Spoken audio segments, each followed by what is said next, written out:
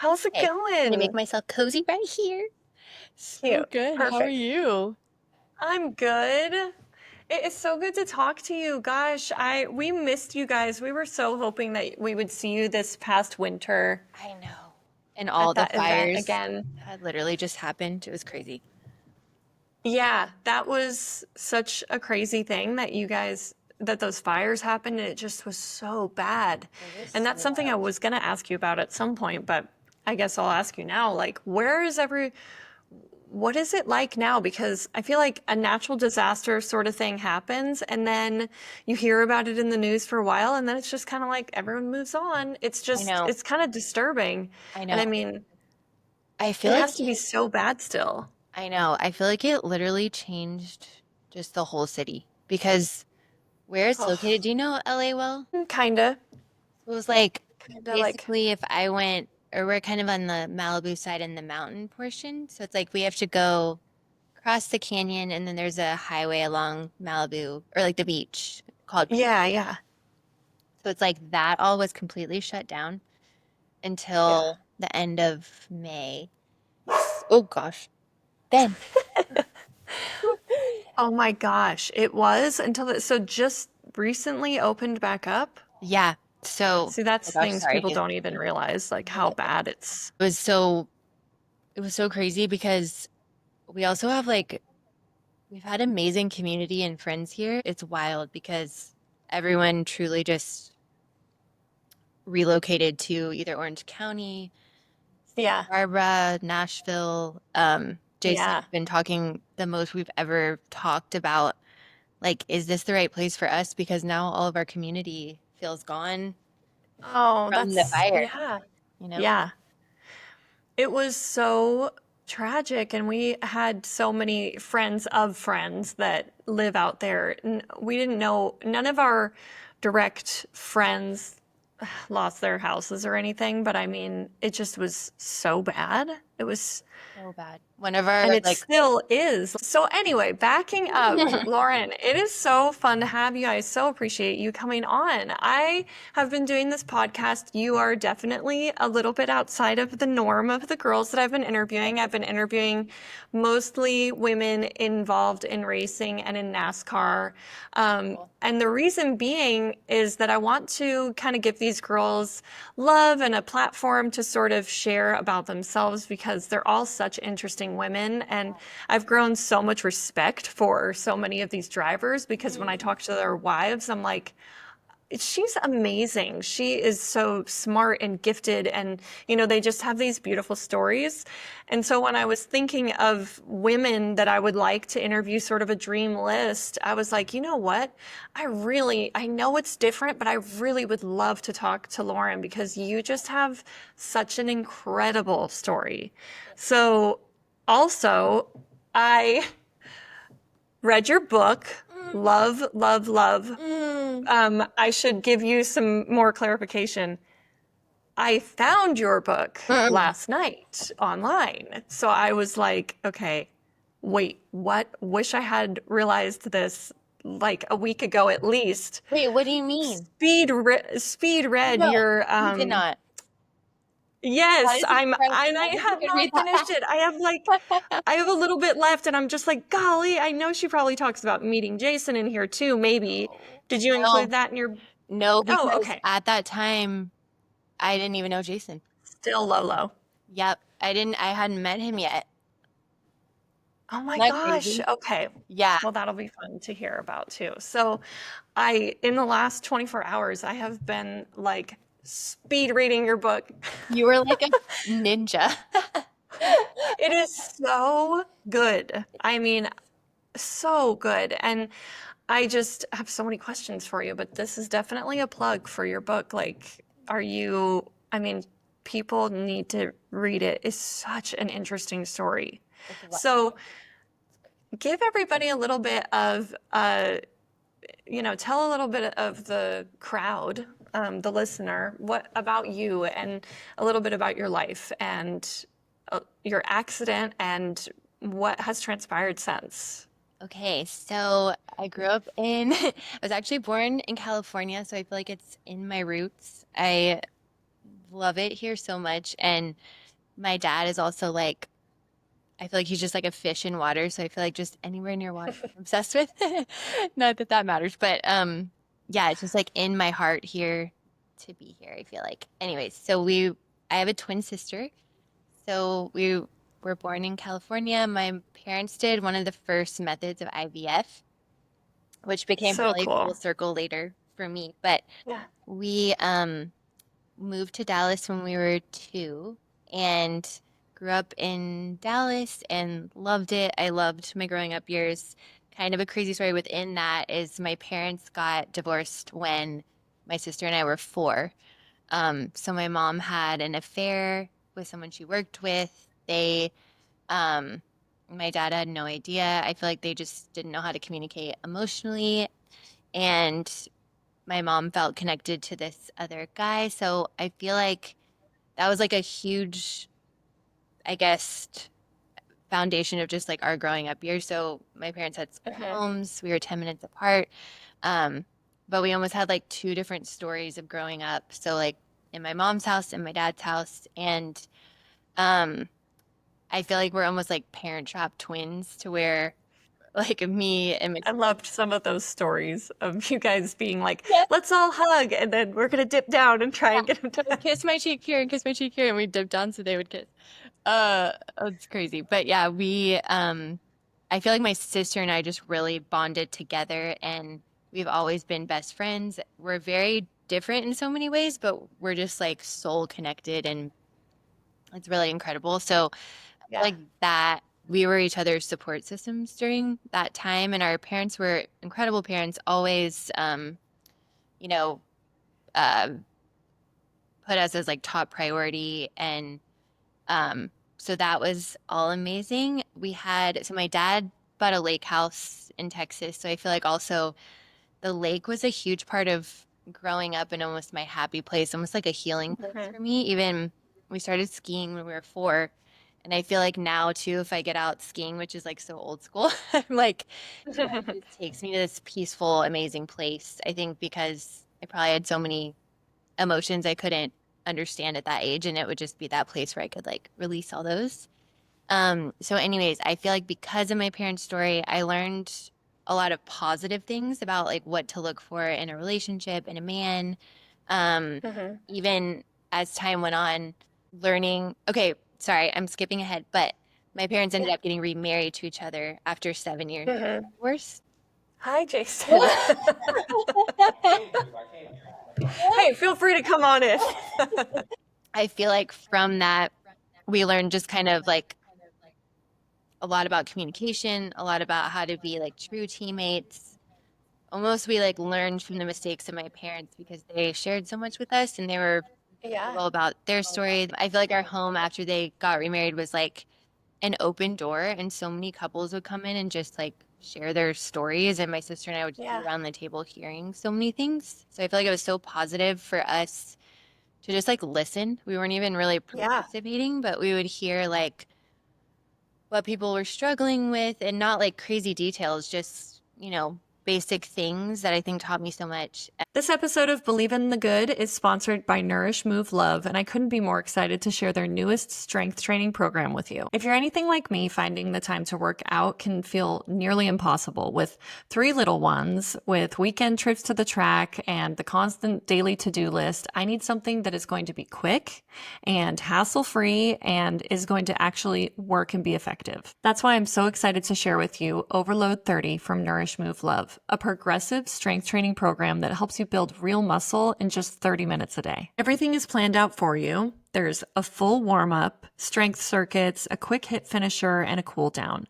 There's no guesswork, no wasted time, just an intentional workout that fits into my crazy schedule. Lindsay does such a beautiful job setting up a plan and then guiding the workout so I can just show up, move my body, and feel strong, whether I'm at home or on the road. The program is completely free and comes with a workout calendar, printable tracking sheets, and daily workouts that you can follow along with right on YouTube. And I'll say it again, this isn't about perfection. This is about showing up for you. Because like Lindsay says, progress isn't promised, it's earned. You can grab the full program at nourishmovelove.com/progressive-overload-workout-plan.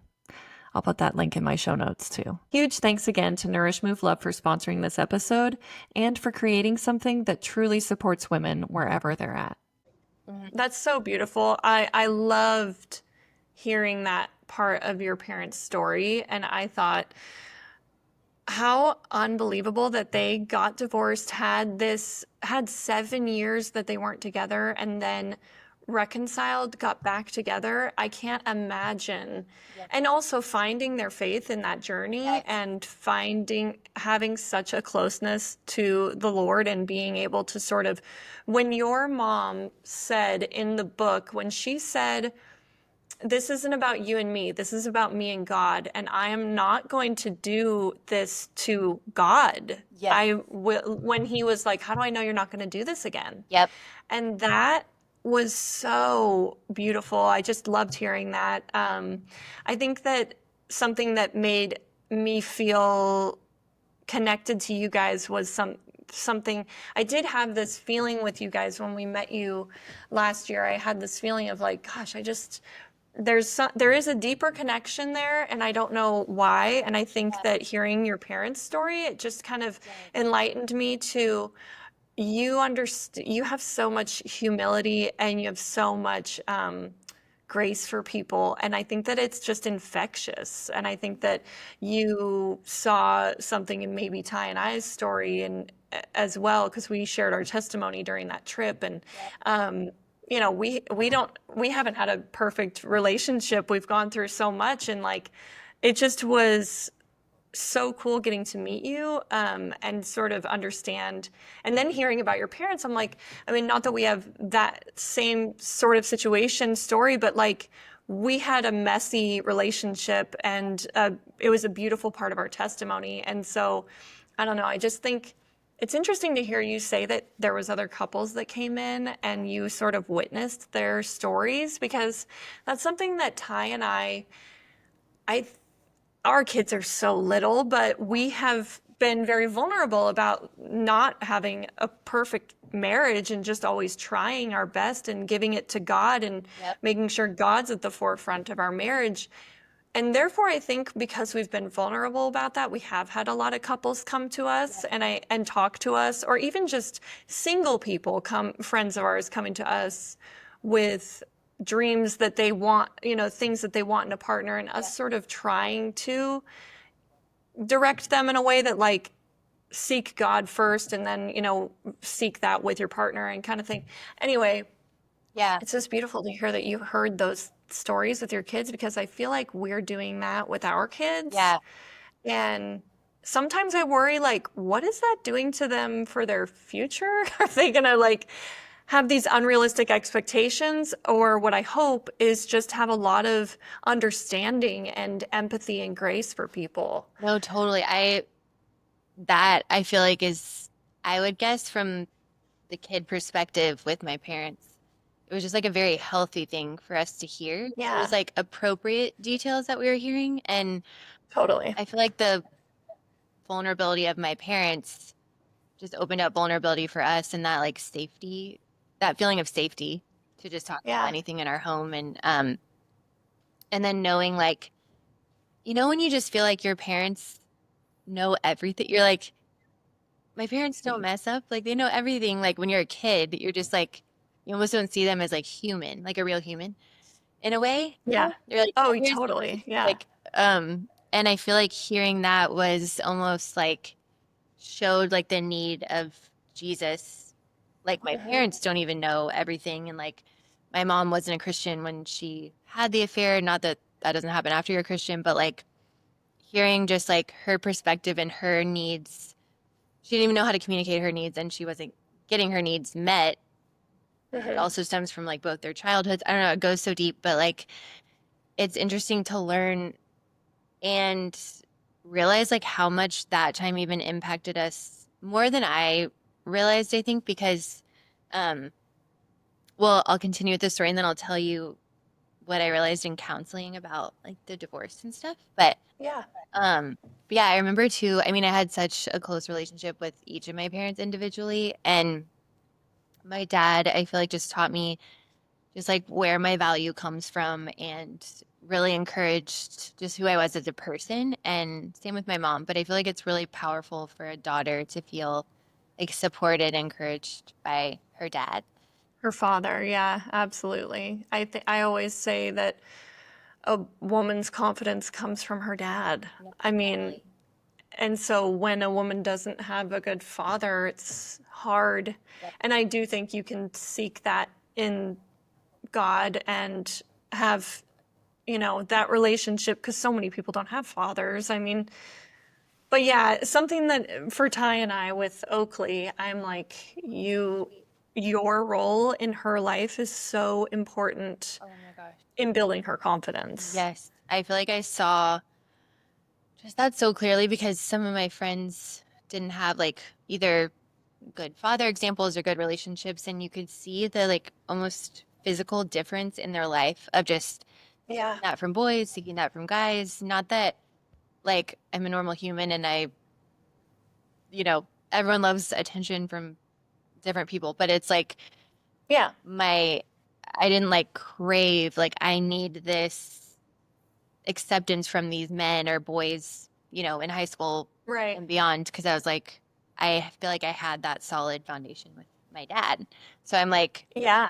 never felt this You did seem desperation. like reading your book, like you did seem like for so long such a pure-hearted, um, not naive, but just like a very pure-hearted Yeah. woman and still are. I mean, I think that that's so beautiful that you had that from as a child and all the way through your whole life until, I mean, until now. I don't know. It's beautiful to see because, you always you hear so often stories of people just sort of like falling from the Lord and not like, Yeah. but you really have just always been. One thing I thought was so cute and it has stuck with me is when I was listening to your therapy session that you and Jason did just recently. Yes. I loved how your therapist said, "You're a happy." I'm I happy. was like, she said something like to that effect, like you're a happy, like your just existence is like as a person is that you're like a happy person. And I was like, that's such a cute way to put it. And I feel like, you know, you probably as a kid were just like such a Mhm. sweet, happy kid. No, it's funny because when I look back, I'm like, I I feel like in high school, so I actually had my first boyfriend started in high school, but he was just like the sweetest person. And we had it was like a great first relationship. We dated for 3 years. But when I like think about like if I go back and look, I'm like I would wake up every morning just like so excited. Like I would be like, "Good morning," and like so ready to like I don't know, eat breakfast, get ready for school, and we just like have so much fun. Like loved life, and Yeah.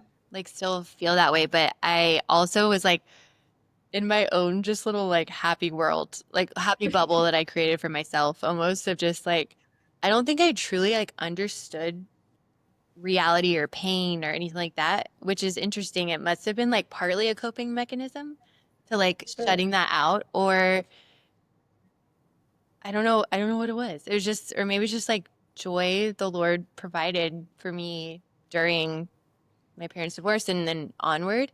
Maybe just being like extra grateful for Yeah. life. And um but yeah, I've always kind of been that way, like happy go lucky, but can be realistic at the same time sometimes. Yeah. Um, I think that it's just like maybe a good dose of like gratitude for your yeah, life. You yes, just, yeah, I no, think it's that's beautiful. And I think it probably does stem from, um, you know, your faith and yeah. sort of those formative years when your parents were split up, but then got together. How old were you when they got back together? So they're divorced from 4 to 11.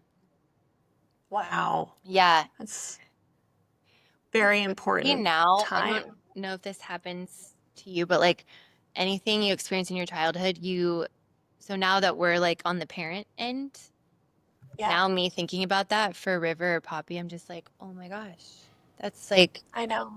heartbreaking, or just like, I don't even, how do you even process those types of things when you're so tiny? I don't know if you do fully. It just comes out in I fear or know. like, other ways. I always think about that, like, especially with Oakley, she's almost 8. And I mean, I vividly remember Mm-hmm. going into second grade. Like, I vividly remember those things and have so many memories from that time of my life. And I'm just like, she is going to remember these things for life, Yeah, you know? totally.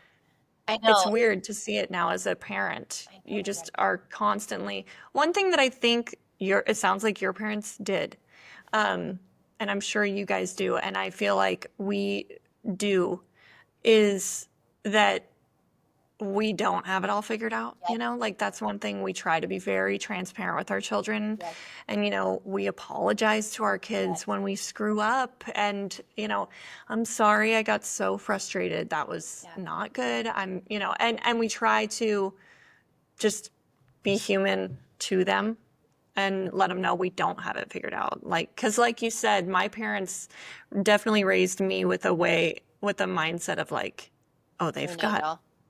they know it all. Yeah. Yeah. Like, And it's interesting because I feel like it's partly, I'm like really grateful for our generation. And it comes from, I think one of the benefits of social media is like, for instance, my sister has a 5 and an 8-year-old, and like the things that I've learned about parenting from just random things that pop up on my Instagram, which I'm not even on yeah. that much, but I'm like, it'll be so helpful for me. Like, even this morning I was watching a thing where it's like, don't try to problem solve for your parents, let them, or for your kids, let them like give the problem back to them, depending on what it is. If it's like, Yeah. you know, you would like, Totally. but just let them problem solve, and it brings, or even just like It's River, so hard. yeah. So like River and Poppy have helped us. Poppy's now starting to help us with the dishes. She's like 1.5 and so tiny, but she like River started that too, and he is like obsessed with like helping with things, but like even letting him hold a breakable plate and like handing it to us, or Yeah. a glass and like stuff like that. And it's like, I think that's all so important, but like I wouldn't know that. And for instance, Jason's mom was here and she was like, that was my hard thing when my kids were growing up, is just letting them, like I would just jump in front of them and do it because it's easier if I do it.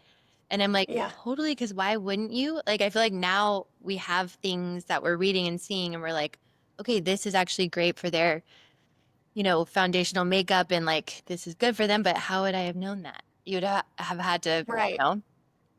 but I I just, know there's some stuff so nice about social media in that way because you do learn certain things. I mean, Mhm. one thing that I at one point saw and it has always stuck with me is to let my kids answer. Yeah.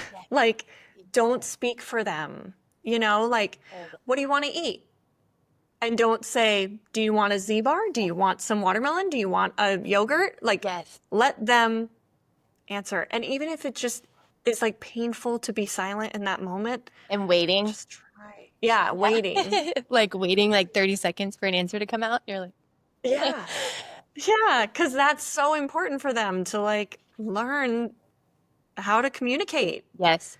So we were just in Idaho for a month, and it's like very communal. You kind of don't leave the area because there's like 3 restaurants and just a lot of like Oh, or just, so cool. yeah, it's so special. But yeah, just like families and different kids and people working and like a golf course. Like there's so many different things that I think he's exposed to that was really good. But we wouldn't order for him at a restaurant. We'd be like, okay, we taught him how to order. And then every time he would be like,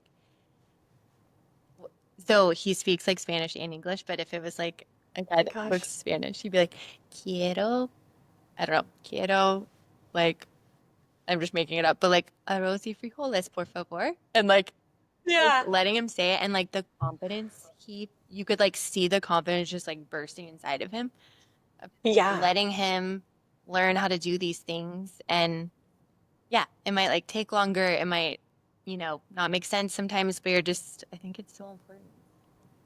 It's so true. I agree. And letting him like So interact with important to let your people kids. by himself, being like, yeah, we were teaching him like, how are you? And like, even in the cart, he'd be like, Mom, how are you? You good?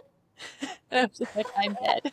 I was like, It's so so cute. sweet. Ugh. But yeah, I feel like, It's funny now too, like Oakley, just today, Captain said something and Oakley and I look at each other like, what? yeah. Now she's at the age where her and I are both kind of like, Like, what did he just say?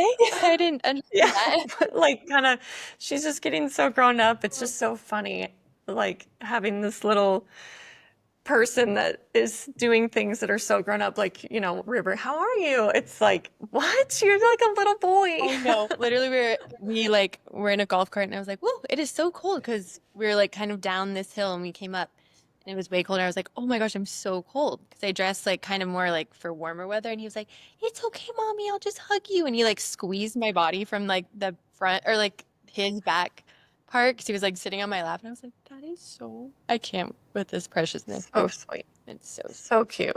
But all to say, yeah, So, I don't even feel like my sister was like, I didn't even know these things raising my girls, or like she's still raising them, but like in the early, early years, like we just know so much more even in these years, like last 3 years, you know. yeah.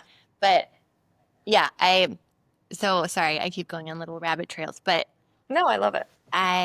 so we like graduated high school. I ended up, um, so I went to college with my sister because I was like, didn't know what I wanted to do, was like afraid to leave her, and I went to Texas A&M, amazing school, but like so conservative, and I lean more on the creative side.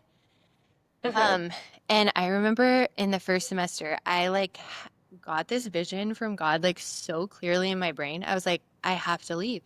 Like I have to leave. I'm Yeah. supposed to do something in fashion. I don't really know what that looks like, but and this is before social media, before even blogging or like any of those things. Yeah. Like, I don't know what that looks like. So I left at the end of that semester and I came back to Texas and I was living with my parents, went to community college for a semester to like really figure out where I wanted to go, what I wanted to do. And my friend's mom, he was in Gossip Girl. She was like, they're like our second family. She was like, you need to come to meet the like costume designer for Gossip Girl. I feel like y'all would just connect so well.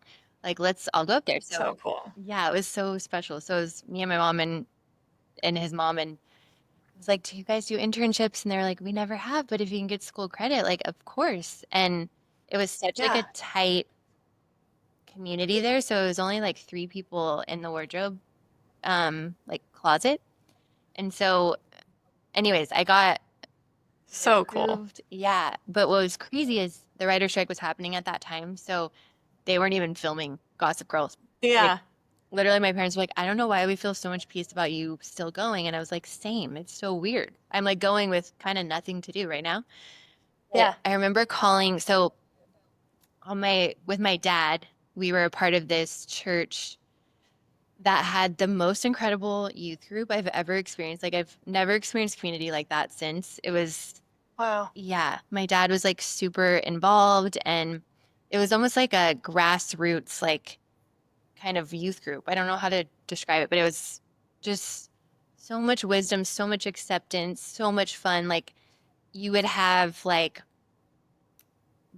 like at school, if you view them as like they're not as cool as this person, there was like none of that. Like everyone was just Yeah. part of the group, loved so fully. Like we just had Mm. so much fun at that church. We were all a part of the choir because we all just wanted to be together. Like it was just so sweet. And I feel like I had a lot of like older brothers and sisters through that, and Mm. which I It's really cool. learned so much through all of them. Yeah, and just saw like more reality of life and like, you know, it was just really cool. So there's a girl there named Lindsay, and she was like my big sister. I think she was like 4 years older than me. And I called her because I knew she was working for Michael Kors in New York, and I called her in the summer and I didn't hear back from her. So then my first day in New York, I remember like walking. I remember exactly where I was in the city, and I called Lindsay, and she was like, "Whoa, it's been like on my list to call you back. Tell me what's Yeah. going on." And I was like, "Okay." I have an internship at Gossip Girl, but the writer's strike is happening, so I like don't have anywhere to go right now, but I really want to learn like what there is available in the fashion industry. And she was like, okay, I'm like, she didn't like say this, but in her own way, she was like Michael Kors like right hand woman, and Yeah. she was like, come into like corporate, like we're in the corporate offices, and come work with us. If the writer's strike or if the writer's strike ends, then just go straight to Gossip Girl. But if not, just stay with us. So it was like That's so pretty much cool. half and half of Michael Kors and then Gossip Girl. Like writer's strike ended about halfway during that semester.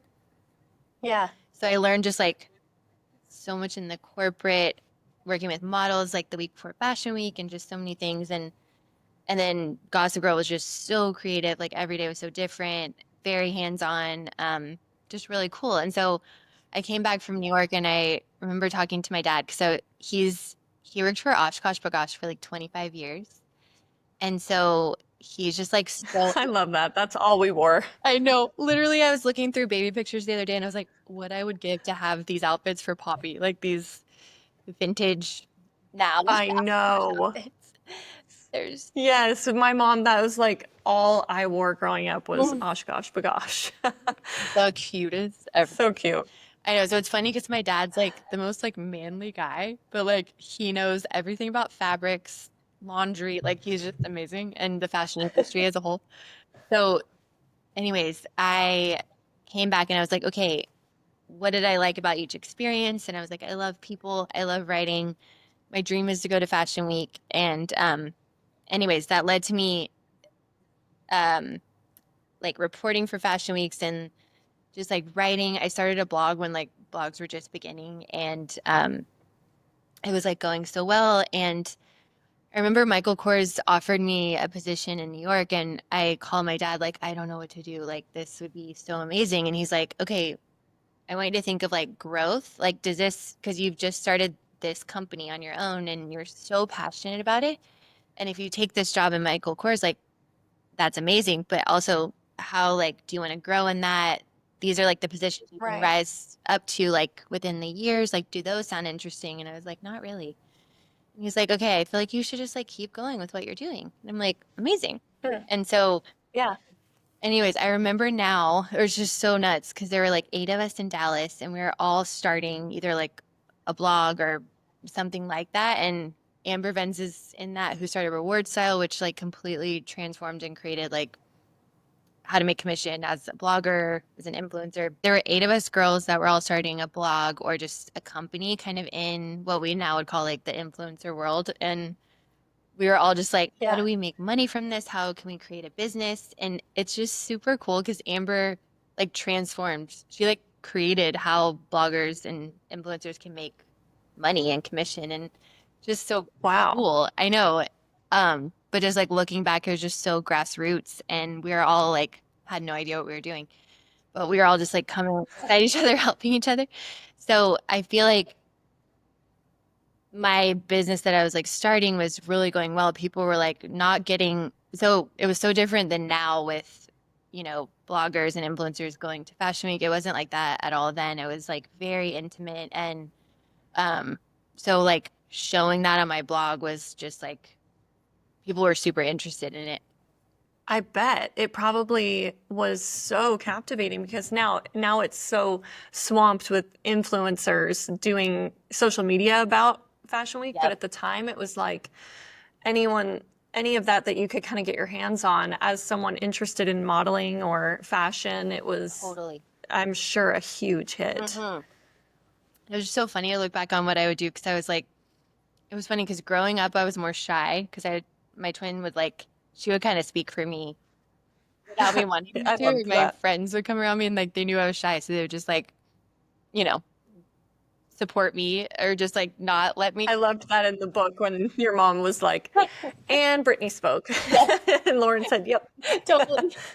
Totally. And so it was so funny though when I got to New York, I was like a totally different person. I was just so driven. I would like I had my professional camera and I would go in the front, like I got to know the photographers really well and they were like kind of like my little family and I would sneak in the front row of the photographers if I didn't have a ticket to a show and it'd be like a show I'd really want to go to, like Ralph Lauren or something. And I would like go in the front row and just like somehow act like I was a photographer, and I would just get like the Oh best my gosh, photos. that's so fun. It was so funny.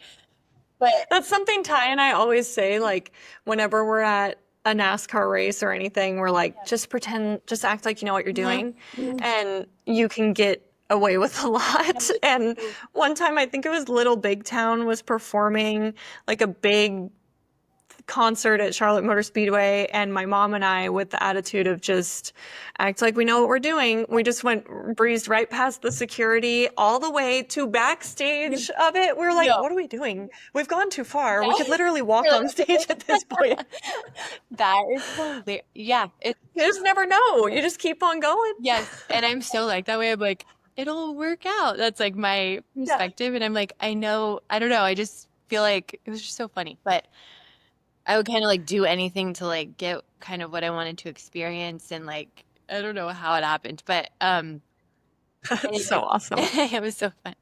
But so I ended up graduating college. So I was like kind of doing that alongside college, and finished in Dallas. And then soon after that, I was living at home, and I was like really starting that business of blogging and like, making commission off that and learning how to like connect with brands and like do now what's so developed in the influencer space.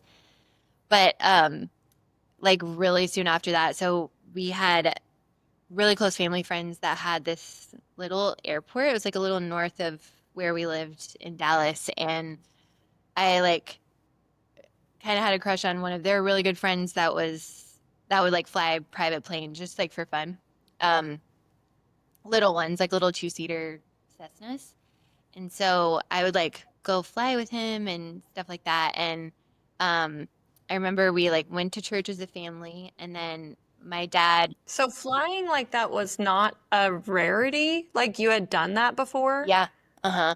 Oh, wow. Okay. Yeah, I didn't realize that. not like a ton, probably like maybe like under 10 times. So not like a lot. I Yeah. was kind of just like starting where they would just like go flying all the time. So if I was over there, I'm like very adventurous. And so I'd always be Hmm. like, let's go, like, let's do it. And um, I don't know, I just like loved the thrill of it. And so, anyways, we went to church. We were like pulling out of our neighborhood, and my dad's like, I do not feel good. And we are like, oh my gosh, like, do you feel like you want to go to church or and he Yeah. was like, no, I feel like I need to go home. And like, I don't know if that's ever happened to my dad. Like, it was really interesting. Yeah. So we like took him home, went to church, and then we would always after church, we'd like go to dinner with a big group with family friends or like go to someone's house.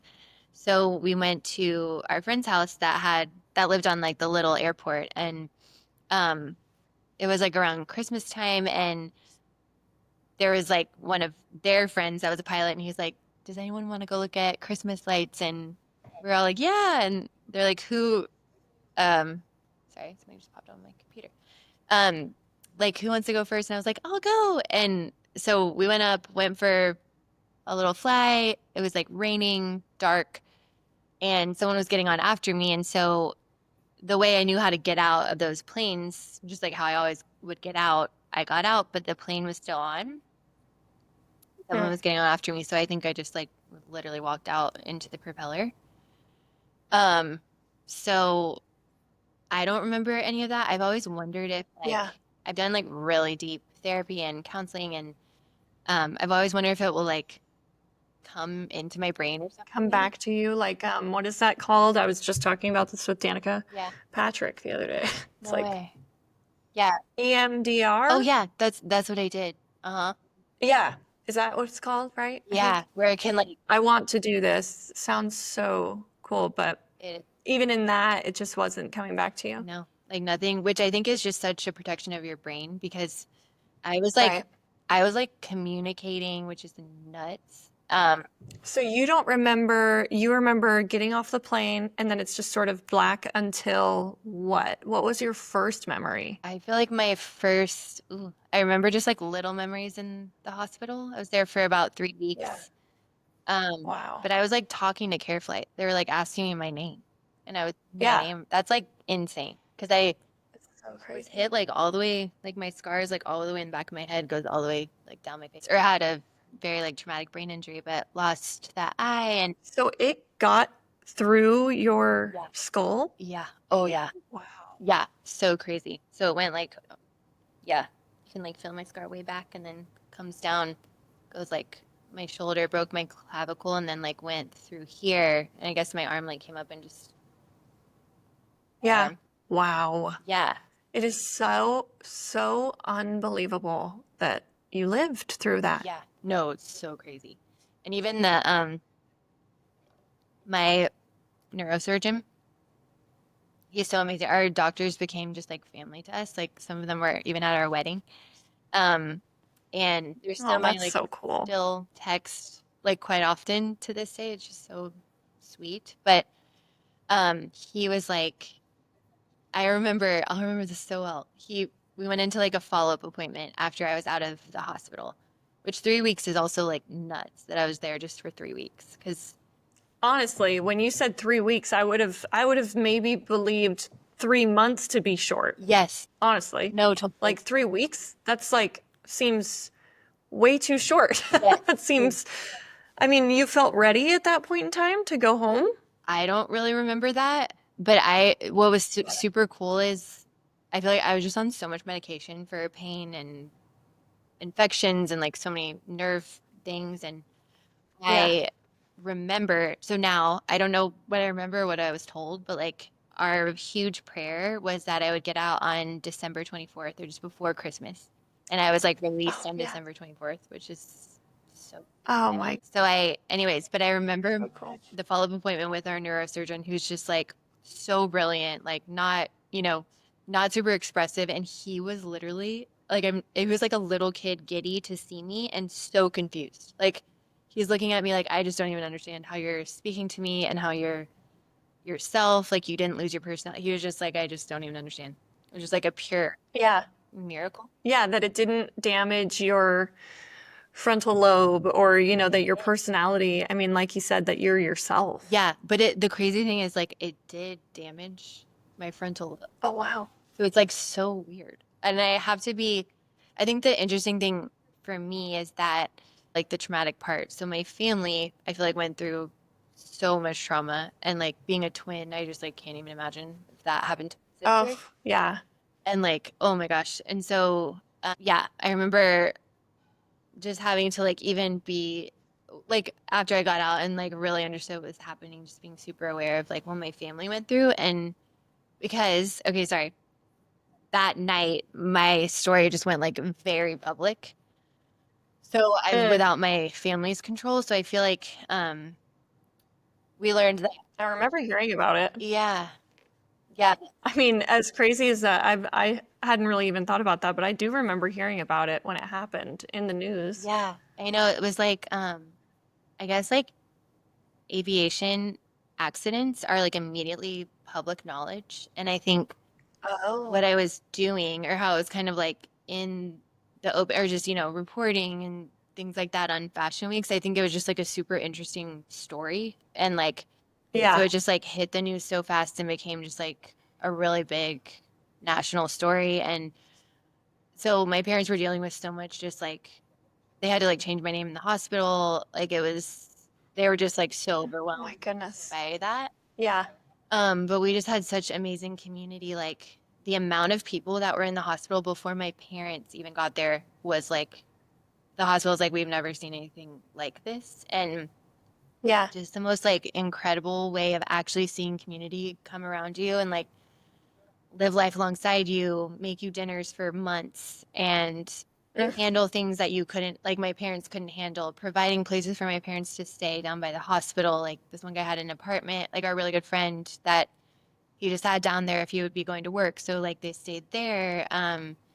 Just like unbelievable thing. Like even the food that they would feed me and my IVs, like that was just people knew I was just like very health conscious. So they would bring in things just for me to have like healthy food in the hospital. Oh my gosh. Wow. Yeah, it was like really incredible and just so many like loads of things sent to our house, like cards, great, like just it was like unbelievable. And Yeah.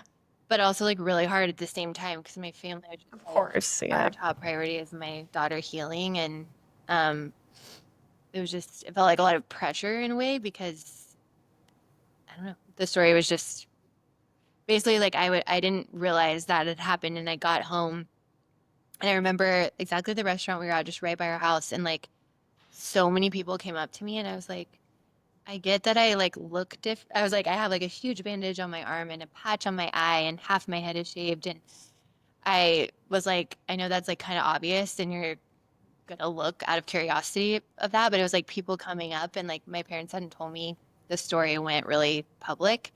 And so they told me that day and started showing me like, news clips and things like that. But Yeah.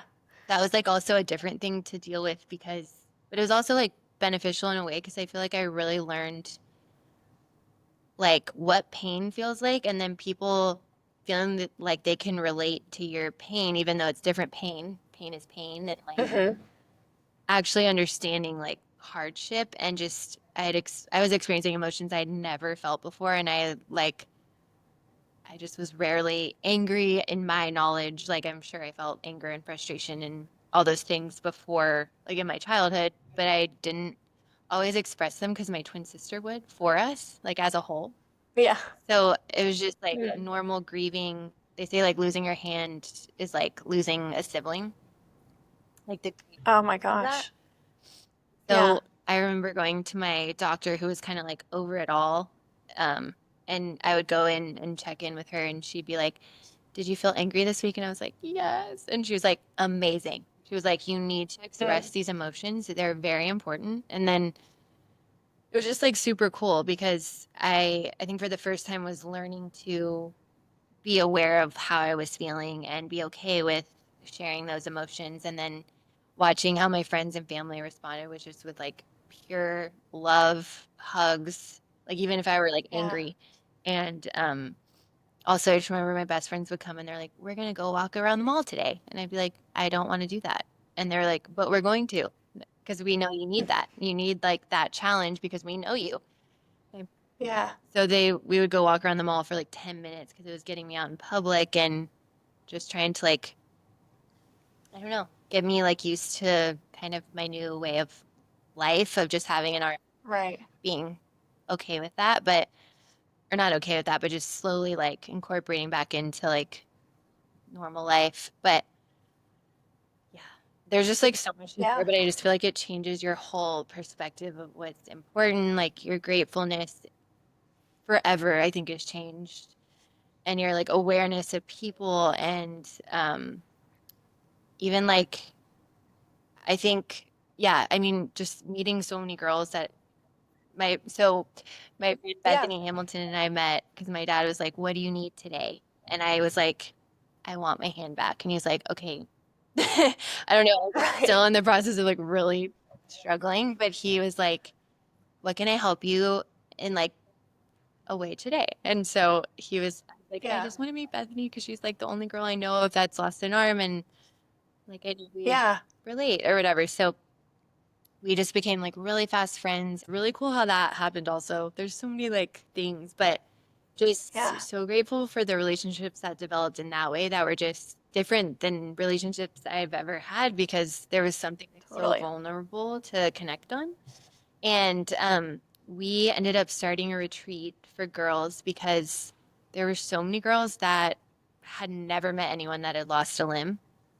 And it's wild Oh when my you, gosh. yeah, it's wild when you like lose a limb, how much you notice it. And like before, I don't know if I ever would have said like I met someone without a leg or an arm, or I just didn't notice it because it wasn't like in my Yeah. awareness. So, It's like when you're pregnant and you notice everyone that's pregnant. Yeah. I mean, I know that's a very silly analogy, no, but that two are like married, and then you notice like people's rings, and you're like, they're married, they're married. I don't know. And I just never would have noticed. yep. Yeah.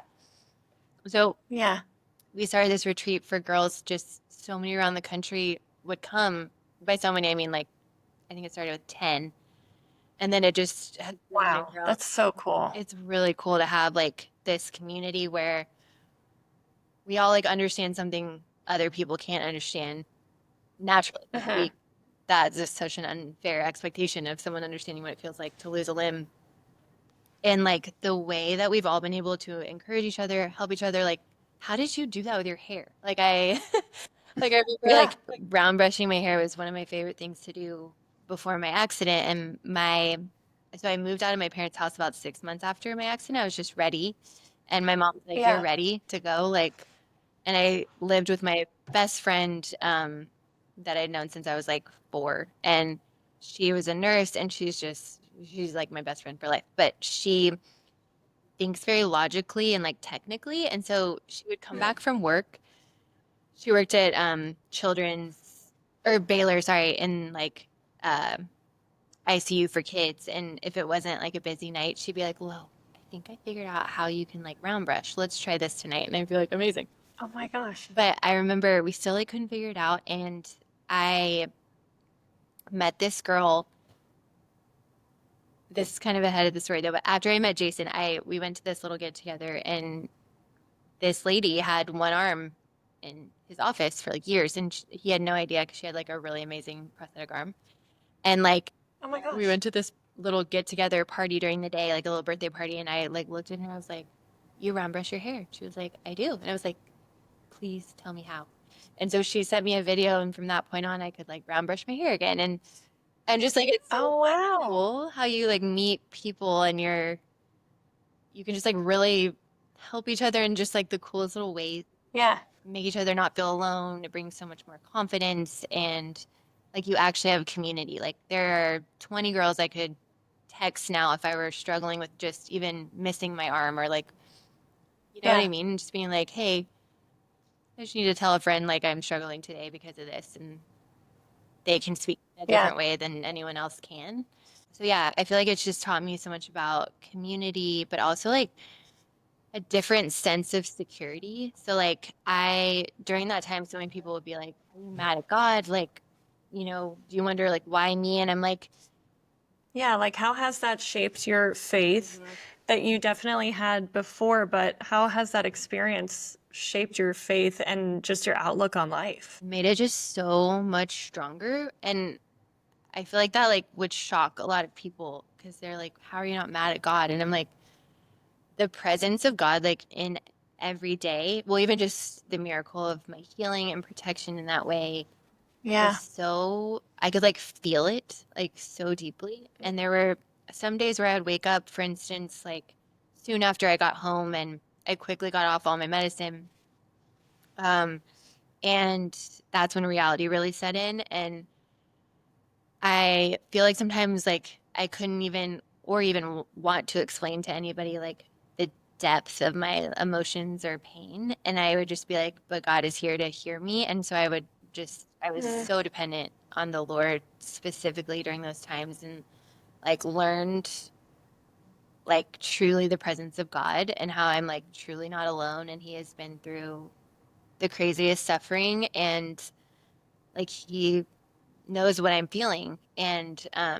But I remember just certain mornings I would wake up and be like, I just feel so discouraged. And I would run to the grocery store or something, and someone would come up to me and be like, "I feel like I need to give you encouragement today." And then say something like, Wow. "That's crazy." Or like a friend, That's something yeah, that's something I wanted to say to you at some point is I had written down when I was reading your book, there were so many there's been so many moments in your life where you have had um, what I feel like are angels or like God breathed encounters so strongly. And like even just what you're saying, having a moment like that in the grocery store and um, like God so clearly is speaking to you in these moments. And I think that part of your personality is that you are just like very receptive. Like that's, you're so open to that. I think that's why you recognize, okay, I got to go out and God speaks to you through that person at the grocery store. Like, yeah, I think that you have this light about you that you're so open to receiving God's love. That sounds maybe sort of no, that's interesting, but I think that people can't. I think it truly is really hard for some people to just receive God's love, but there's it's a it's a blessing, I think. And I see that on you. I don't know. I don't know. But I love that. That's so cool. But yeah, I feel like, Yeah. I don't know.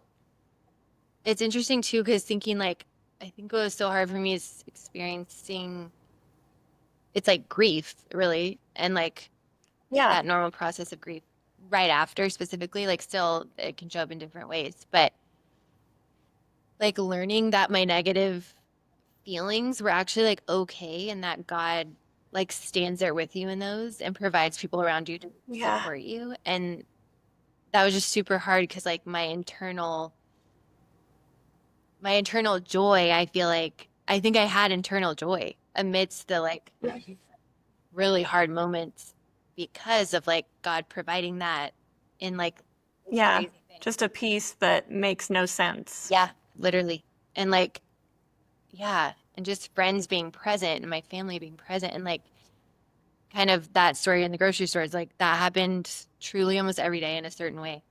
And it was Yeah. nuts. Like being like, how, So tell people about the stories. There's been a couple instances that you've had that I wrote down, but when your dad let the man come to dinner, it's sort of the very beginning of the book, when your dad met this homeless man and took him in, let him stay at your house, and then he left this extremely long letter to you guys that yeah, described your life. And yeah, I mean, it truly just was prophetic and like he was an angel or something. I mean, what are your thoughts on that now that so much time has oh my passed? gosh. Yeah. Okay. Well, Explain that story yeah. first. Okay. So we went to a church. So after my parents got back together, we went to a different church and we just so many of our friends were there. So it kind of led us to that church. But my parents were good friends with this guy that started this incredible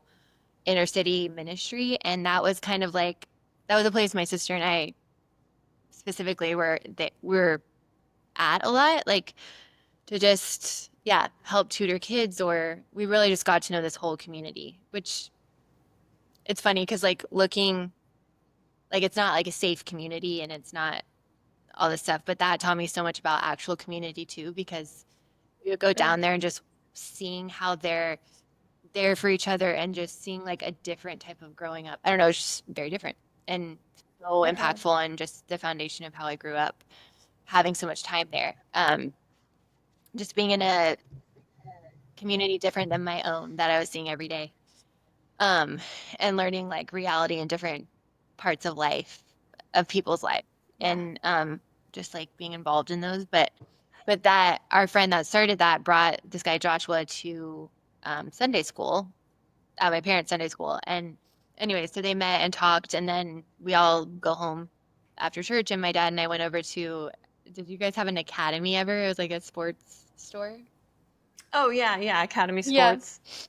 Yeah. So my dad and I were like ran a quick errand after we ate, and we like see him outside of Academy, and he's sitting on a bench, like his pen exploded. I don't know, we're just noticing these little details, had a backpack on. And we're like, Joshua, like, what are you doing here? And he's like, oh, I'm just like waiting to go home. And my dad was like, where's your home? And he basically realized like he didn't have a home. And so my dad was like, come with us. Do you want us to feed you? Like, what do you need? And so he like rode home with us and we, he like slept or stayed with us for a few days. And then my dad took him somewhere to help him like get a place and stuff like that. So at that point in time, I think I was a junior in high school, and with newer people, I was a little bit more shy. So my sister was more outgoing at the time, and I was more of an observer, listener, like would pitch in here and there, but I kind of like loved to just see what was happening. Meaning there wasn't really a way he got to know me super well. And so Right. my dad took him to wherever to help him move forward in his life. And that day he checked the mail and there was like a 7-page letter from Joshua. And it like went through specifically my sister and I and then our relationship as a family. And like reading it, I was like, this is so interesting because this doesn't even seem like me at all. And it was saying like by age 20, Yeah. your life and your focus is going to change a lot. And that's when I was in New York, which completely shifted my whole life and like I was just out of my shell. I grew so independently. I grew in my faith, like all these different things. Yeah. And then it was saying like you'll constantly be surrounded by angels and teachers and um, so many different things. It was pretty long about like me and my sister individually. But we're both reading them Yeah. like, that's funny. Like I just wouldn't see that in my own life, but that's so cool. So, anyways, as like the years went on, I feel like there'd be certain times in my life where God would like remind me of that letter Yeah. and be like, if I was praying through some decision I was making, he would in my spirit be like, go read that letter. And I would go read that Mm. letter and it would bring me like direction in some way or just validation Wow. of a certain decision. Yeah. But it said like you will be a warrior, and a warrior is like someone that really makes it through something like insanely difficult. Yeah. And that I will always be protected. There's like basically no risk in decision that any decision that I make, certain Mm. things like that. Um, More just because like I'll have extreme like protection around me always.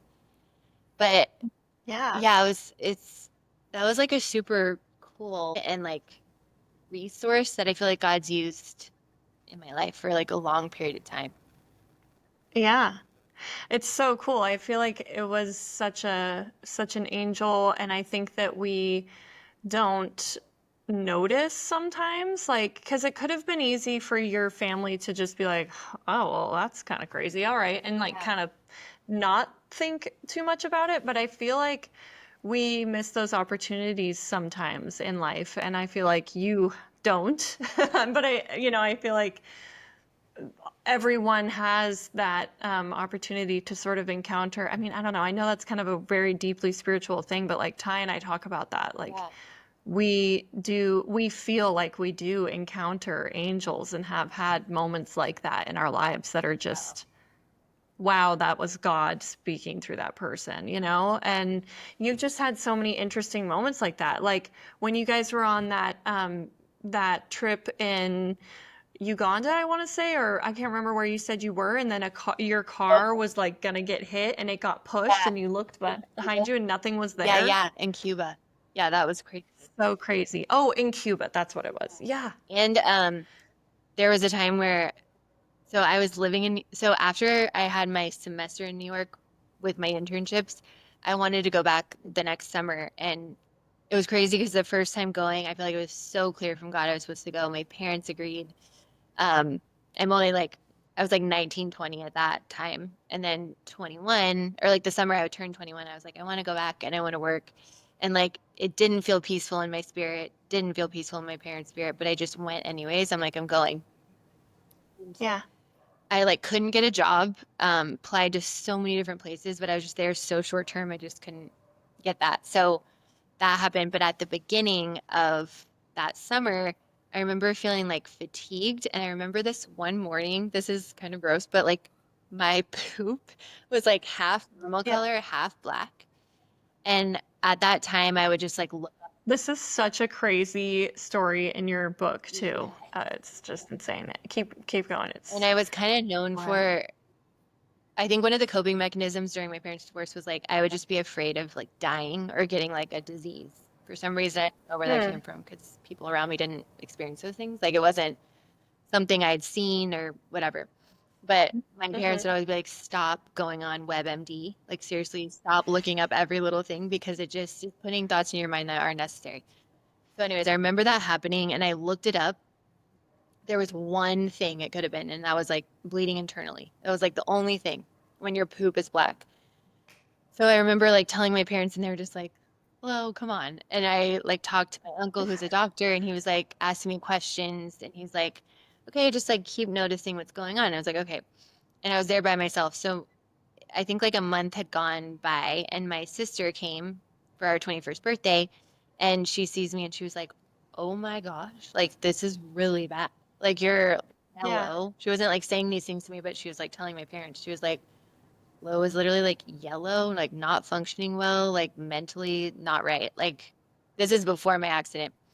Um, Yeah. and yeah, and my mom ended up making me an appointment on my birthday with my sister, and he was like, "Your red blood cell levels are at a 4.5, which is like, he goes, I don't even know how you're alive. It's like, should be at a 12 at Yeah. least. And he was like, you're Wow. very malnourished. You like, he wanted to talk to me individually, I remember, because he was like, do you struggle with an eating disorder? And I was like, no, I like love food. I hate throwing up. Like, Yeah. not at all. And he was like, okay. He was like, you're just heavily malnourished and you, yeah, you're bleeding internally. And I was like, oh my gosh. So I went like straight to the hospital. It was like crazy. But before that point, so like 2 days before that, my sister and I went to this like outdoor bar with one of my like kind of older sisters there. Like she was like my good friend, my friend Clint's cousin. He was like one of our best friends in Dallas, and like his family was kind of like my second family there. So, anyways, it was with her and this guy that I was dating, and my sister and her boyfriend, and I had probably like half a beer, maybe. Like I didn't really drink or anything.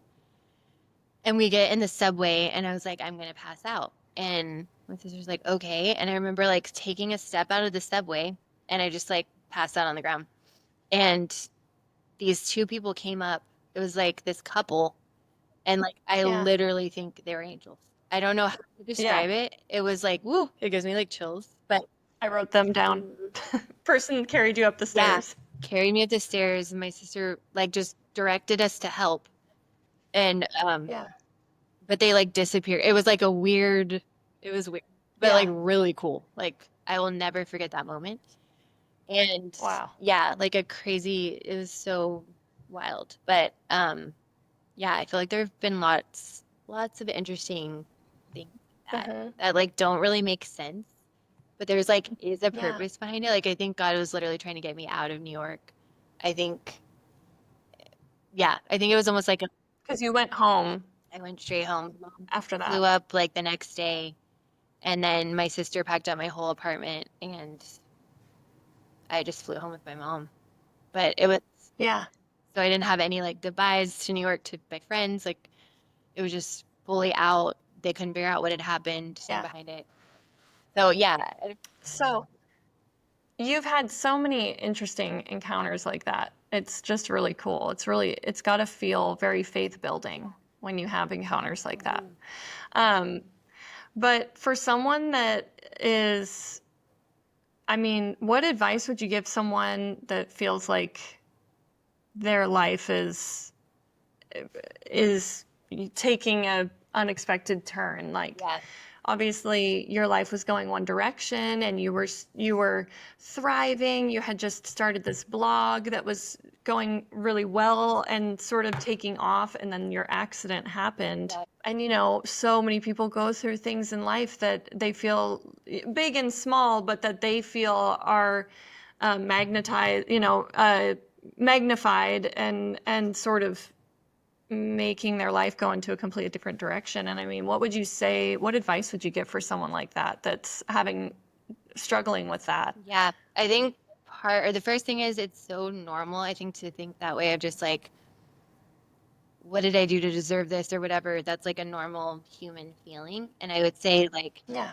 yeah, there's so many times where I've looked back on like, what it's interesting to think what would have happened if I had continued on my journey in that way, or what if I took the Michael Kors job? Then I wouldn't have been in Dallas, and I wouldn't have gotten in that accident. Just so many ways of like replaying the past, and I think it's so important. And I've learned this over time to just like there is so much purpose in everything we go through in life, and that's not downplaying the pain. I feel like my personality tends to downplay pain, so it's like yeah, that sucked, but I met so many amazing people. I healed. It's, you know, just such a miracle.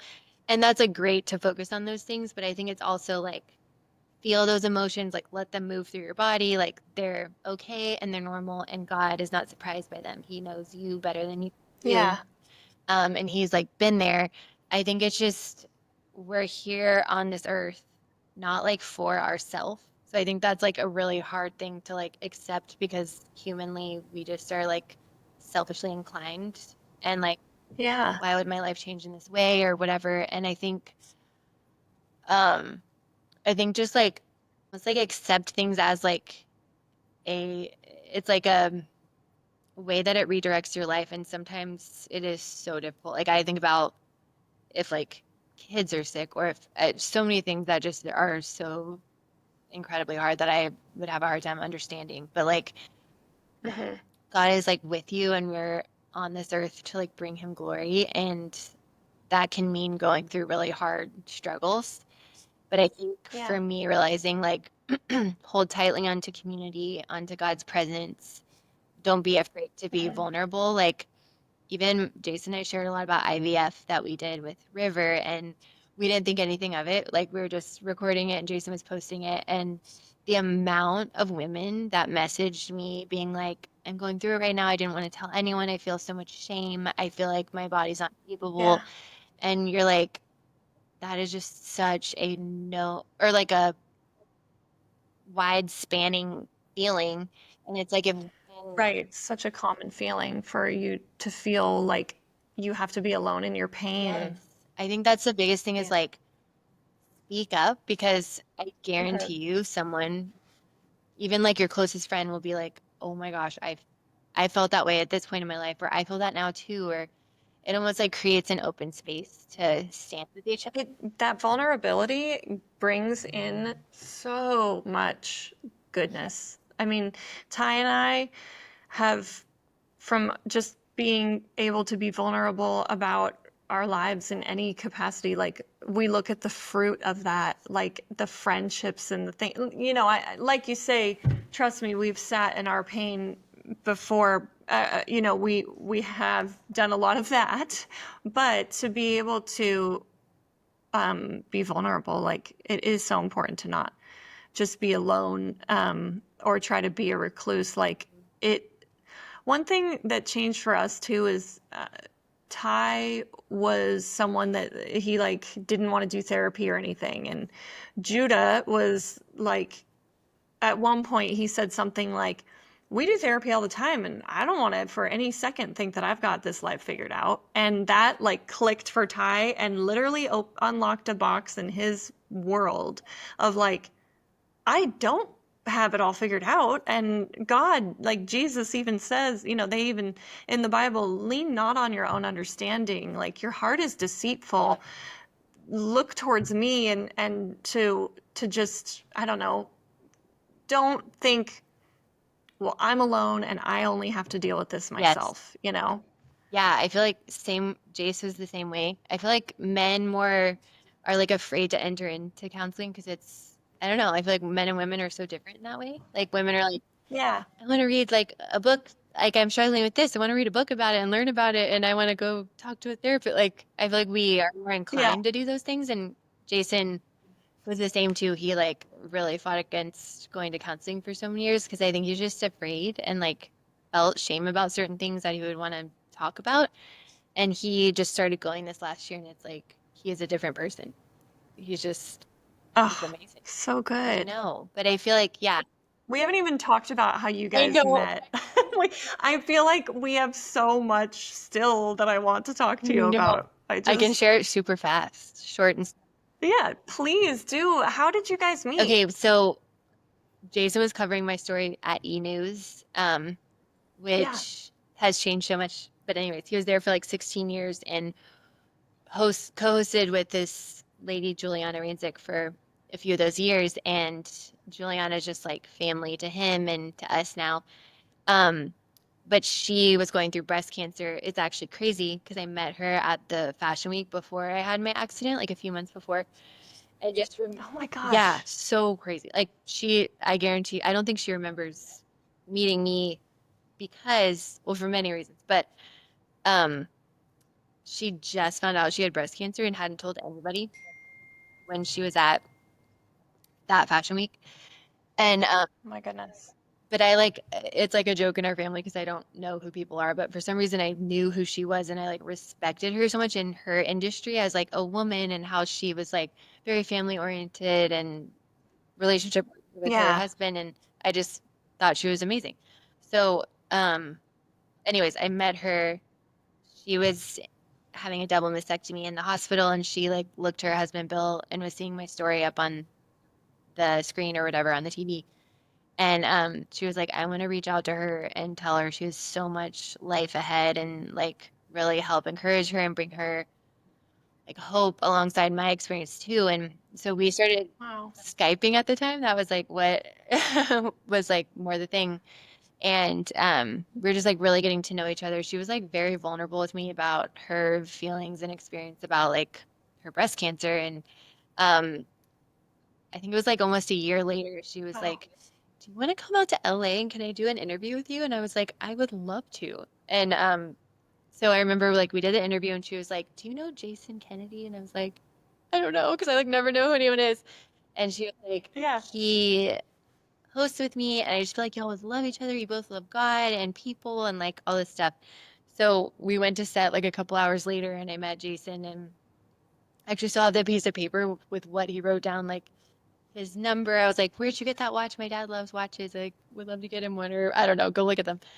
And I'm like, "Where should we eat? Like, what's the best place? Like, as a local, like, where should we go?" And he like wrote all these things down, and I had like the biggest crush on this guy at home at my rehab center. So I went to a really different rehab center. It was like called Athletes Performance. It was all like minor, major baseball, football players, but there were like 20 of Mm. them. So I was like the only girl, but I just needed to be challenged. Like the places I was going at the Yeah. hospital were just not good. It was like so frustrating because I was like very babied.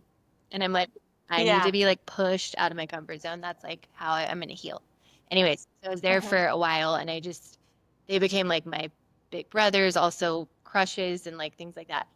So I had like such a big crush on this guy and I came to So it like wasn't on your at radar at all. Like all. he put his number and he was like, "Come on a hike with me and my friend tomorrow. Like we're gonna go in the morning." And I was like, "Okay." He's like, "I'll put my number. If you're interested, just text me." And I was like, "Great."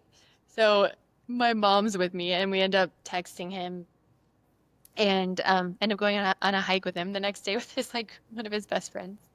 And his friend, Oh my after we went gosh. on a hike, was like tearing up in his living room. Like we left and Jason was like, "Are you crying?" And he like, "What's wrong?" And he was like, "No, no, I just feel like you and Lo could be amazing together." And he was like, and So cute. he was like, "Oh my gosh, like maybe you're so right." And so from that point on, we just like started dating long distance and I feel like we knew. So, You did? yeah. So you guys just like kept talking Mhm. and kind of just stayed in touch and started when was like your first date and like you kissed? So I came out in February. It was actually like over Valentine's Day to LA. And I was thinking to myself, like, I've gotten to know him a lot on the phone, but like this is Yeah. gonna really show me a lot, like this trip. And Yeah. he like started this Bible study in his home that turned into a church with Judah. And Mm-hmm. like So cool. seeing his like leadership there and like community. And then he took work off, but did this little segment with the Today Show. So I could like really see him even like doing his job or like what he loved. It was just like a very, very Yeah. special trip. And um, crazy though, because we like did not kiss at all. And I was like, there were like really nuts moments where I remember we like hiked on Point Doom and we were at the top. We were the only two at the top. And there were like dolphins jumping. And I was like, hello? You're like, here's your chance, buddy. But he was like being just like extra respect. I don't know. He just was like wanting to start it out with me feeling like very respected and like which is like Yeah. so great, but I'm also like, get over it. Let's just we can just get fine. But that was like the first big time and then he came out to Dallas around Easter time and met all my friends and all those people and it was just I feel like we knew so fast. Um Yeah. so That's how Ty and I felt. You right? knew like even just talking on the phone that you guys were meant to be. Yes. And the crazy thing was so like during that season, athletes' performance was like closed for I think like a month. Um or maybe at the beginning of that year. Yeah. So like when I had gone to LA and then I came back and athletes' performance was open back up, so I went back for rehab. I like didn't even think twice about the guy I had a huge crush on, like, and I'm like, oh, Yeah. that tells me a lot because that's nuts. Like I've never, felt that way. Yeah. But yeah, we've been married for 10 years, and I Oh, know it's so have we. What's your anniversary? December 12th, 2014. Stop. So did you get married on 12, 13, 14? No. We got married on 12. Oh, sorry. Yeah, 12/12/14. When did y'all get Oh my gosh, you did? We got married 12 married? 20 14. Literally like a week apart, pretty much. Yeah, they're all, that's so crazy because um, that weekend before that was 12 13 Mhm. 14. And so, like, Mhm. we wanted that date. We thought that would be cool. And then the people, because we were getting married at Ty's grandfather's winery. So we thought, like, oh, we'll just ask the people the weekend before if they'll switch with us. Like, we'll pay them to do it. Like, we were kind of Like super dead on. eager. And then they were just like, no, we want that date. We want that to be our anniversary. We want 12 13 14. And so we were just kind of like, dang, okay. Well, we'll do 12 20 14. And then I don't know if I've ever told you this story, but then we booked the venue for that day, and I went home, and it was like springtime. It was like I was home for Easter before we were going to get married that following Okay. winter. And I had looked in my journal, and the very first time we had ever talked on the phone, I wrote all about it, and it was 12/20. It was December 20th. And so it was just like, oh man, that's so crazy how that worked out. And then I never told anyone that. Like, I didn't tell my mom, I didn't tell anyone Yeah. that. And I took that page out of my journal Mhm. and I said that to Ty during our wedding I am vows. dead.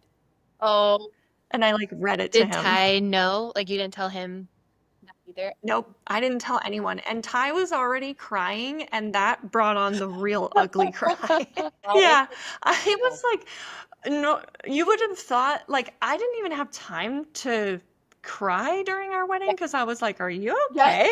Honestly, Like, that's how it was for us too. I feel like I wasn't like tearing up or anything, and Jace was like a mess.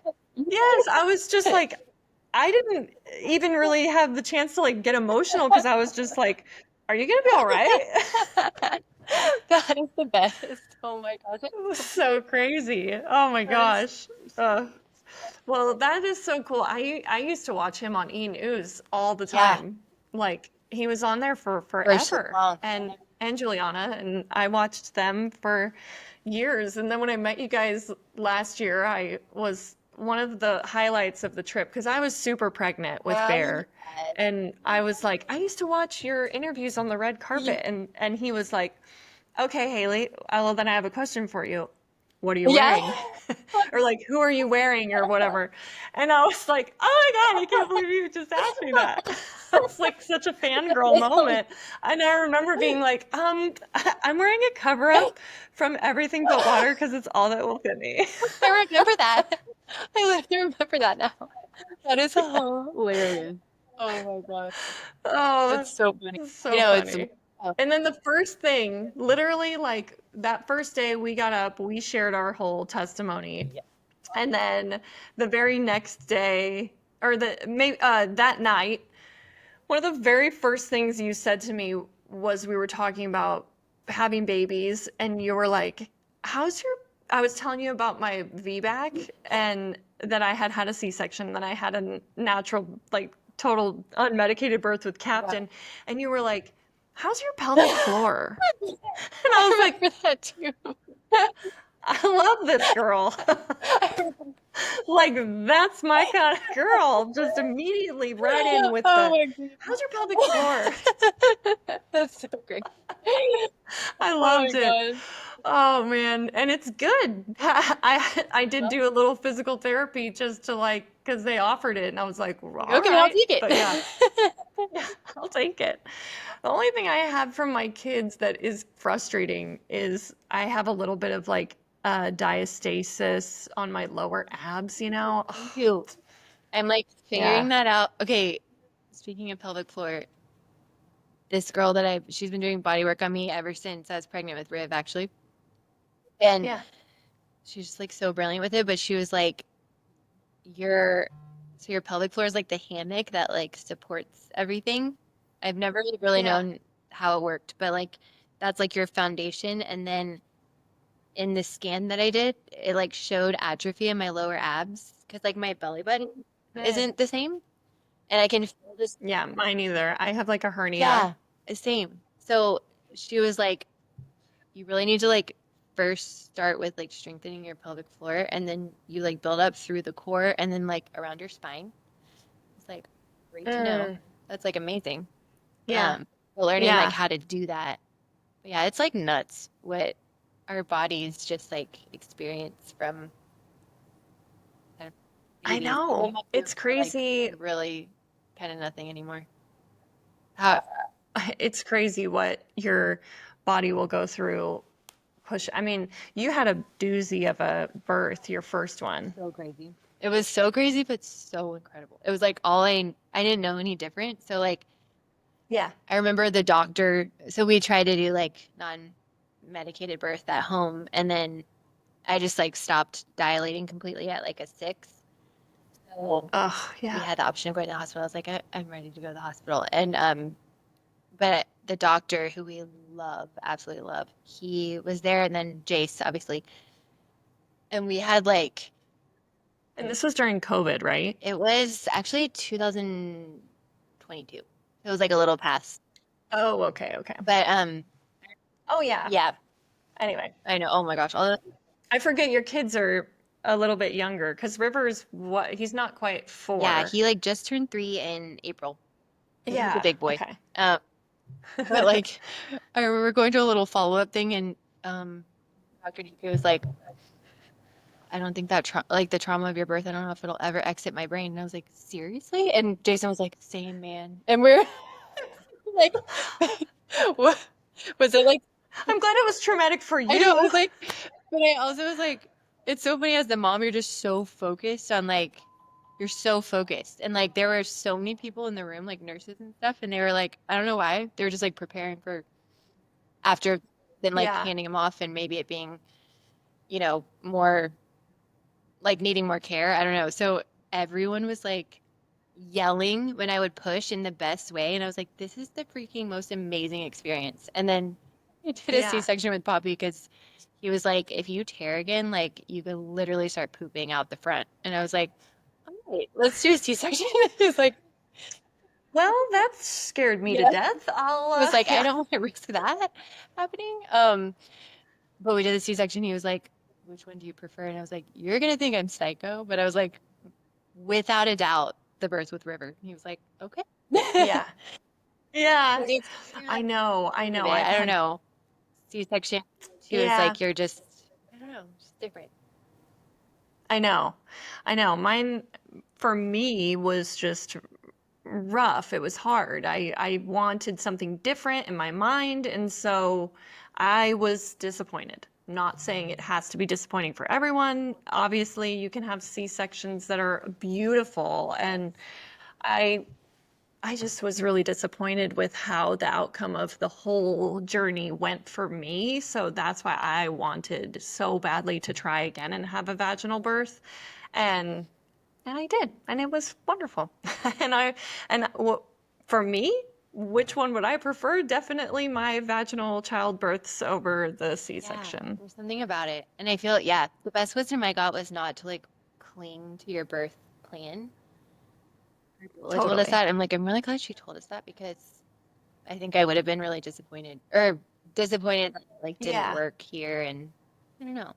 I was like, I would have regretted totally. not trying that, like trying to do the home non-medicated. And Yeah.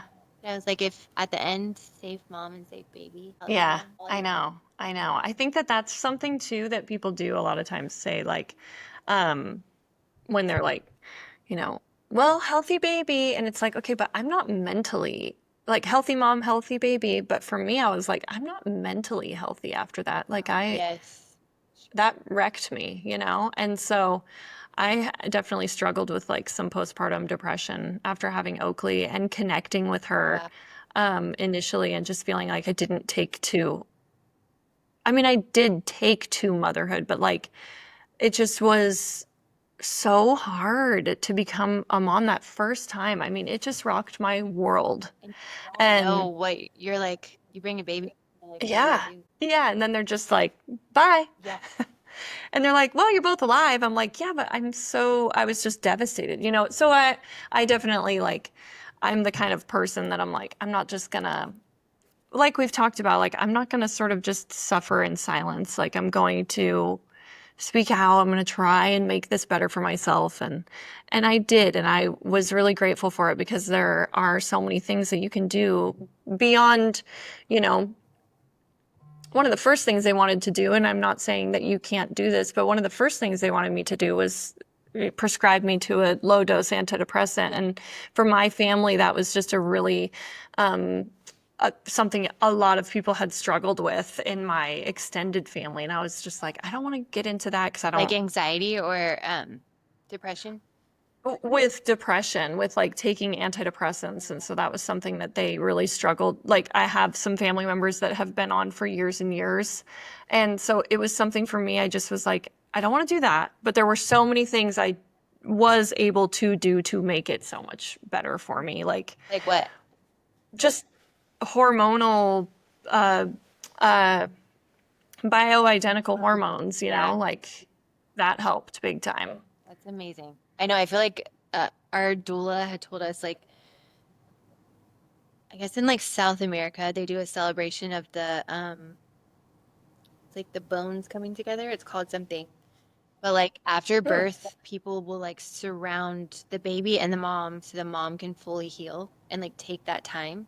And I feel like in America, we're Oh, like, yeah.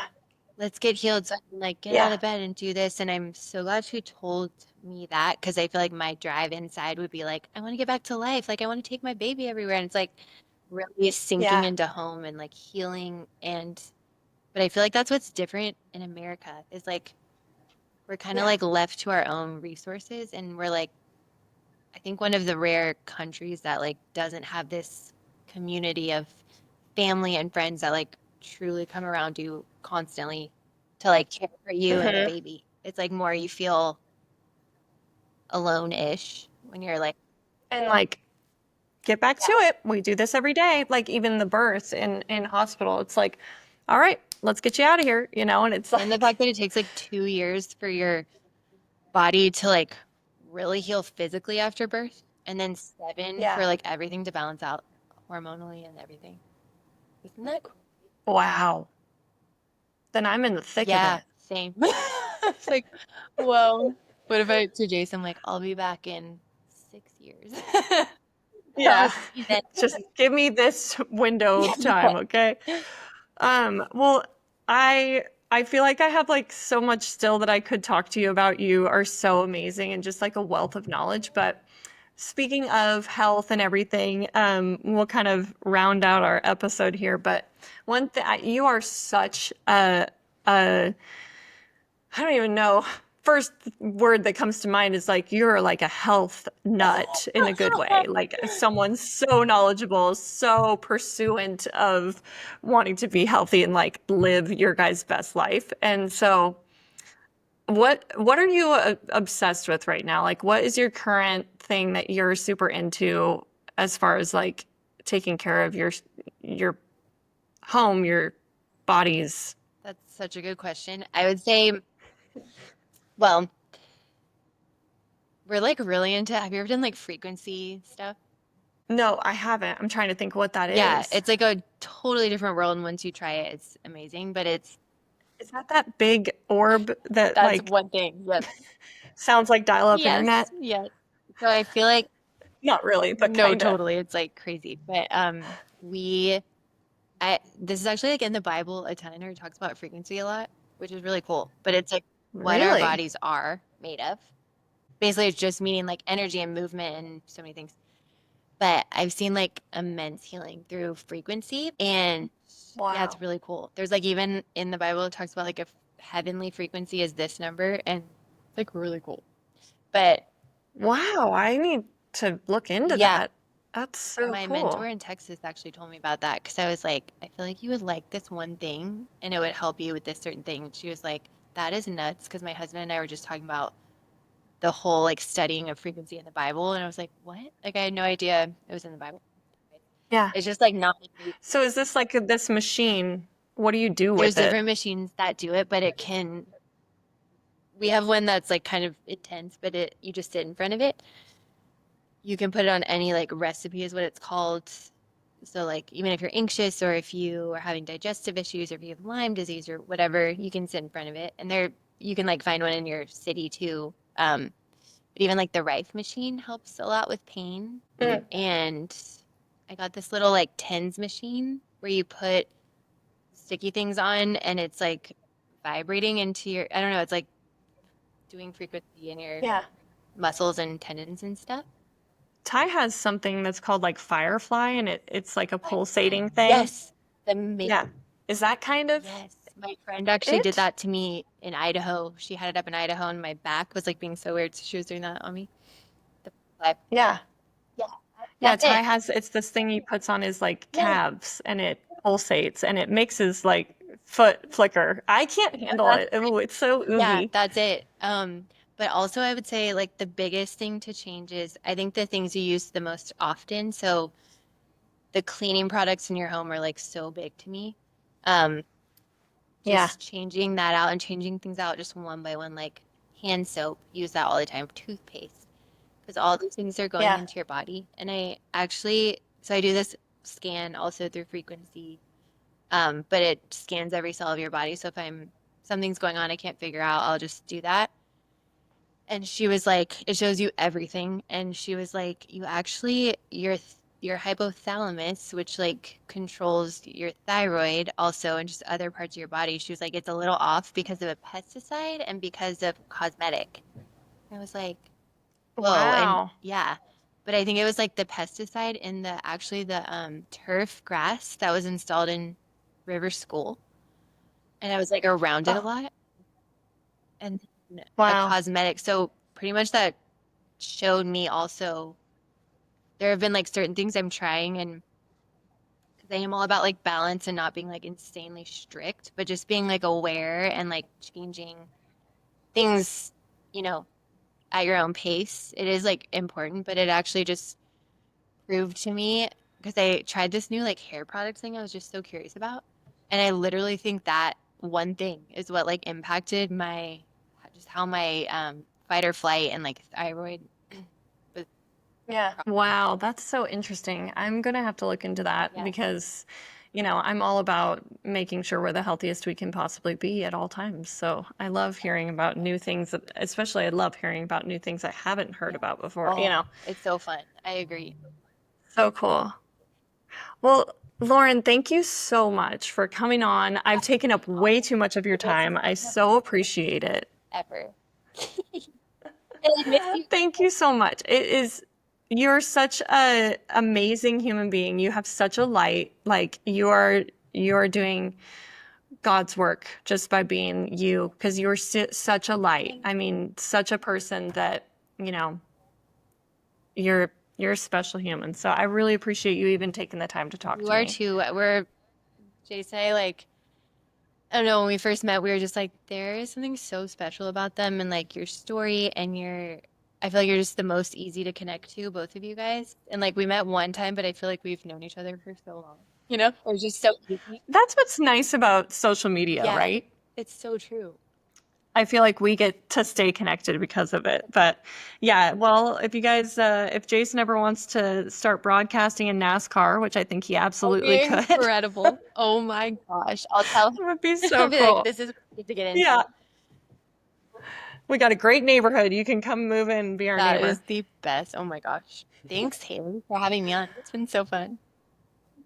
Yes, thank you so much. And I hope you have a great day, and we will definitely talk soon. Yay.